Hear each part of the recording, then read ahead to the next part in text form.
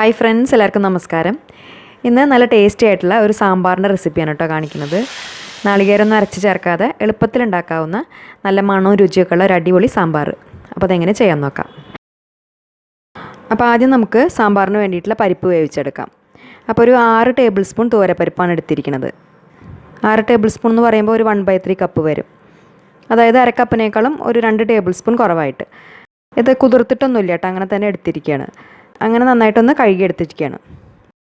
പിന്നെ ഇതിൻ്റെ കൂടെ തന്നെ ഒരു ചെറിയ കഷ്ണം കായം ചേർത്ത് കൊടുക്കാം. ഇതിപ്പോൾ കട്ടി കായാണ് നമ്മൾ ചേർക്കുന്നത്. ഇനിയിപ്പോൾ കായത്തിൻ്റെ പൊടിയാണെങ്കിൽ അപ്പോൾ കറിയിൽ അവസാനം ചേർത്ത് കൊടുത്താൽ മതി. അതിന് ശേഷം ഈ പരിപ്പ് വേവിച്ചെടുക്കാൻ വേണ്ടിയിട്ടുള്ള വെള്ളം ഒഴിച്ചു കൊടുക്കണം. അപ്പോൾ ഒരു 1 മുതൽ 1.5 കപ്പ് വരെ വെള്ളം ഒഴിച്ചു കൊടുത്തിട്ട് ഈ പരിപ്പ് നന്നായിട്ട് വേവിച്ചെടുക്കുക. ഇനി ഈ പരിപ്പ് നന്നായിട്ടൊന്ന് വെന്ത് വരുന്ന സമയം കൊണ്ട് നമുക്ക് സാമ്പാറിൽ ചേർക്കാൻ വേണ്ടിയിട്ടുള്ള പച്ചക്കറികളൊക്കെ ഒന്ന് വഴറ്റിയെടുക്കാം.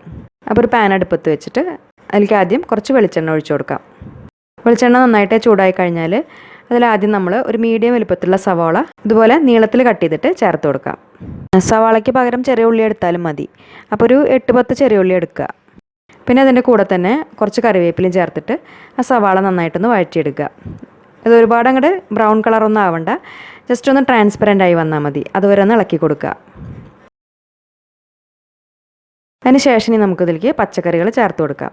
അപ്പോൾ ഇവിടെ ഇപ്പോൾ നമ്മൾ ഒരു ചെറിയ കഷ്ണം മത്തങ്ങ, ഒരു മീഡിയം വലുപ്പത്തിലുള്ള ക്യാരറ്റ്, പിന്നെ ഒരു മുരിങ്ങക്കായ, ഇത്രയും പച്ചക്കറികളാണ് ആദ്യം ചേർക്കുന്നത്. ഏതുതരം പച്ചക്കറി നമുക്കിതിന് വേണ്ടിയിട്ട് എടുക്കാം. അപ്പോൾ കുറച്ച് വേവ് കൂടുതലുള്ള പച്ചക്കറികൾ ആദ്യം നമ്മളിതുപോലെ വഴറ്റിയെടുക്കുക. ആ മത്തങ്ങയും ക്യാരറ്റും മുരിങ്ങക്കായൊക്കെ നന്നായിട്ടൊന്ന് വാടി വരുന്നവരെ ഇളക്കി കൊടുക്കാം. അത് മൂന്നും നന്നായിട്ട് വാടിക്കഴിഞ്ഞാൽ പിന്നെ നമുക്ക് വേവ് കുറഞ്ഞിട്ടുള്ള പച്ചക്കറികൾ ചേർക്കാം. അതായത് വെണ്ടയ്ക്ക, വഴുതനങ്ങ. അപ്പോൾ അതിന് വേണ്ടിയിട്ട് ഒരു 4 വെണ്ടയ്ക്കയും ഒരു ചെറിയ വഴുതനങ്ങയാണ് എടുത്തിരിക്കുന്നത്. അതും കൂടി ചേർത്തിട്ട് അത് നന്നായിട്ടൊന്ന് വാട്ടിയെടുക്കാം. അതിന് ശേഷം ഇതിലേക്ക് നമുക്ക് ആവശ്യത്തിനുള്ള പൊടികൾ ചേർത്ത് കൊടുക്കണം. അപ്പോൾ ഫ്ലെയിം നന്നായിട്ട് കുറച്ച് വെച്ചതിന് ശേഷം ആദ്യം ഒരു 1/4 ടീസ്പൂൺ മഞ്ഞൾപ്പൊടി, 1 ടീസ്പൂൺ മുളക് പൊടി, സാധാരണ എരിവുള്ള മുളക് പൊടി.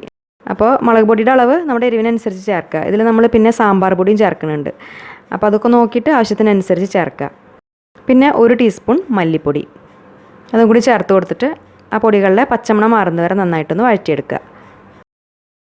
പൊടികളിലെ പച്ചമണമൊക്കെ നന്നായിട്ട് മാറിക്കഴിഞ്ഞാൽ പിന്നെ നമുക്ക് വേവിച്ചെടുത്തിട്ടുള്ള ആ പരിപ്പ് ഇതിലേക്ക് ചേർക്കാം. ഇനി ആ കഷ്ണങ്ങൾ നന്നായിട്ടൊന്ന് വേവിച്ചെടുക്കണം.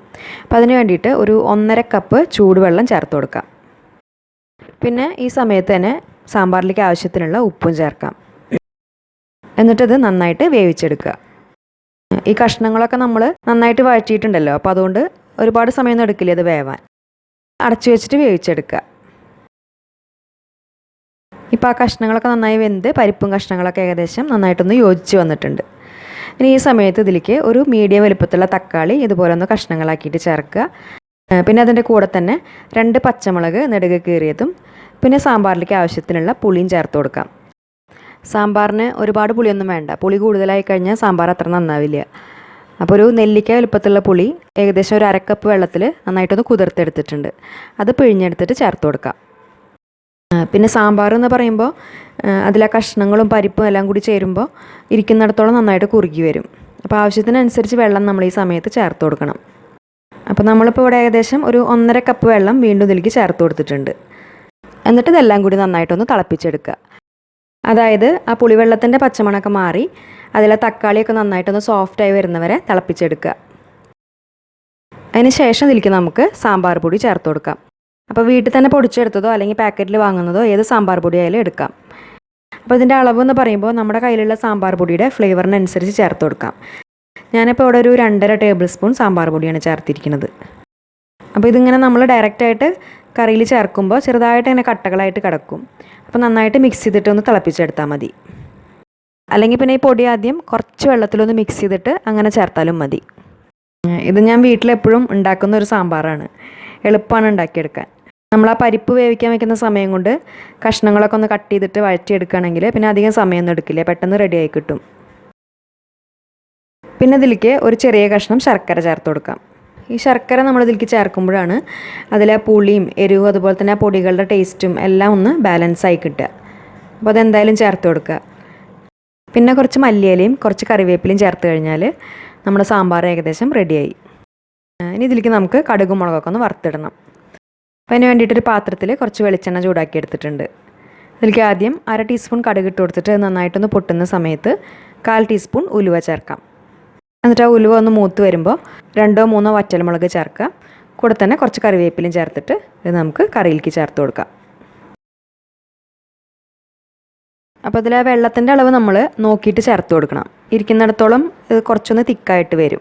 സാമ്പാർ ഒരുപാട് അങ്ങോട്ട് തിക്കായി കഴിഞ്ഞാൽ കഴിക്കുമ്പോൾ അത്ര നന്നാവില്ല. അപ്പോൾ ആവശ്യത്തിനനുസരിച്ച് വെള്ളം ആദ്യം തന്നെ ചേർത്ത് കൊടുത്തിട്ട് മിക്സ് ചെയ്തെടുത്താൽ മതി. ഇത് നമുക്ക് ചോറിൻ്റെ കൂടെ മാത്രമല്ല ദോശയുടെയും ഇഡ്ഡലിയുടെ ഒക്കെ കൂടെ കഴിക്കാനും നല്ല ടേസ്റ്റി ആയിട്ടുള്ള ഒരു സാമ്പാറാണ്.